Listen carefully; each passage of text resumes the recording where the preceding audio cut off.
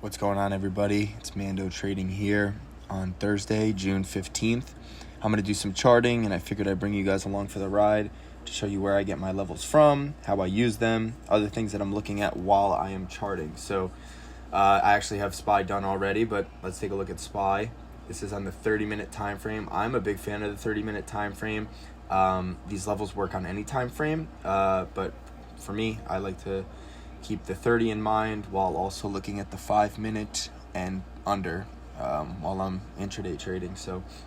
But if we take a look here on the 30-minute chart, here's our pre-market candles, but we get this 830 dip into the support level that we've bounced off of previously, and this was back on the FOMC candles here. But we bounced out of support, creating a large imbalance off this 930 open candle. Here's our retest here. Let me draw a little circle here. So even if you missed that, for example, I don't really like trading prior to 10 o'clock. So for me, even the 10 to 10:30 would not be an entry that I'd be totally in love with taking, as I can expect that we're going to get some sort of rebalancing back into this imbalance here, which we did. So we tapped into this level here and we springboarded, creating another one in the process right over here, and that one goes untouched.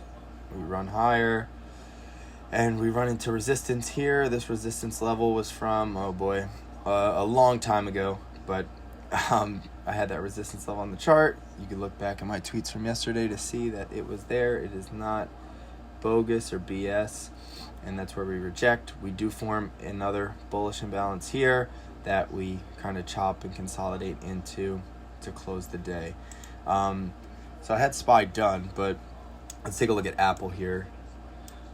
I don't have Apple charted just yet, so let's take a look. Obviously, Apple breaking into another all-time high today, but we could take a look here, the FOMC candles here, and we get a perfect bounce off of the support level at 182, and we take off a little bit. Now over pre-market levels here, not too much of anything going on, but we do have that imbalance this time coming at 830. So let me throw this on for you all. And the way that I look at these imbalances, this is not my strategy. I did not create this, I just learned it. And you could see the effectiveness through the posts that I have on Twitter throughout the week. But we create a bullish imbalance here. We also create a bullish volume imbalance here, which is a gap. So you're getting a gap up or down. Think of that as aggression to kind of take a strong move up towards or down to an area of liquidity, which our area of liquidity today was 184.95, which was a recent swing high from back on June 5th.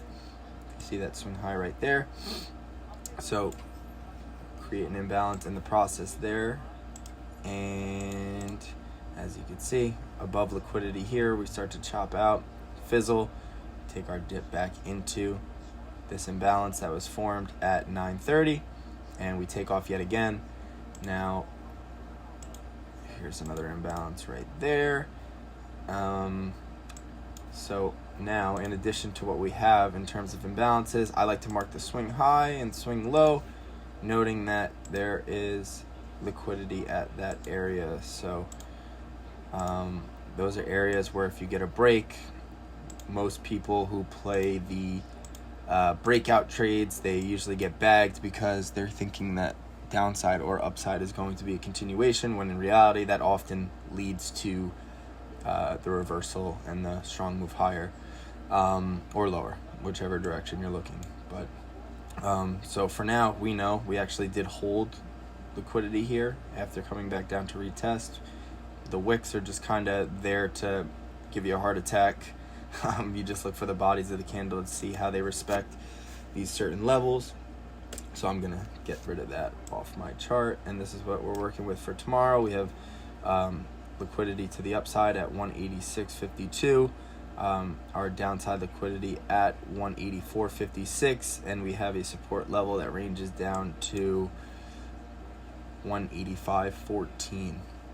So that is Apple. We also have that other large support zone that we just looked at, but now Tesla. So looks disgusting right now. I have to kind of go through and chart this thing. So we take a look at pre-market. We started with a gap down or a bearish volume imbalance, and we sliced right through our support level here, and our support level that was tested 1-2 times prior. So the more and more you watch these, the more and more you'll realize that the more times that an imbalance is tested, just think about, that area being really imbalanced towards one direction. Now, the more and more time that is spent inside that imbalance, you're going to realize that it really starts to fill up. And when it fills up, that often leads to, not as much strength in terms of a support or resistance. So following 2 separate bounces out of this support, we finally dumped through. We also had relative equal lows here, which, a lot of people, and the way that I even learned it initially was, double bottom, we're going to take off and run. Not necessarily the case. Obviously we did have a balance, but it's often not sustainable when there's still liquidity below. Grab some liquidity before the move higher, so you're just essentially bagging so many more people by putting that ideology into people's heads. So, but nonetheless, we make an imbalance through that, and we finally find support at an untested imbalance here. This imbalance ranges from 148.06 to 247.50. Now we bounce. Remember, wicks just give you the heart attack. They're not there to make any decisions off of, and we finally make this imbalance higher, and we shred through this resistance here that was created at after hours on Wednesday. So that's good to me to get off my chart. Now, as you can see, we run into this resistance level right here, reject, come back down to support, and we kind of fizzle to end the day, dropping into this same imbalance here. So bulls are going to want to get up out of this level, and at the very least hold on to this 250.69 level. You lose that, and as we know, multiple times onto a specific level, it's going to weaken it. So following that, sheesh, this has been tested multiple times already as well, and we have a couple untested down below, but these would be my Tesla levels. I also just saw this as we were chatting. We have a bearish imbalance right there. So we have a bearish imbalance that we're briefly under while we're sitting inside the support zone. So that's going to be the level that bulls are going to want to break through, 254.58. This has also been a level that's been tested multiple times, so we could look at that. This as well has been tested and completely filled for a move potentially back up to this 261.86 level. I'm probably going to run out of time here on Twitter, but that's just a brief intro to what I'm doing, I guess you could say. Again, these are not my strategies that I've created or anything like that. I learned them all, things that you can learn as well, but I kind of want to just give a little bit of an explanation on how I'm using them, what I see, how I even take trades off them. Quickly, the reason why I love this so much, and obviously you see I don't have any indicators on the chart, but the reason I love this so much is just because it really does map out the whole criteria for your trade. Obviously, higher time frames, you would be looking at them as swings. Smaller time frames, 15-minute below, those would be looked at as more of scalps or intraday swings, I guess you could say. But so it really sets a parameter. Think about it. This would be your support level or your stop loss if you were really inclined to take this trade up here at this specific level.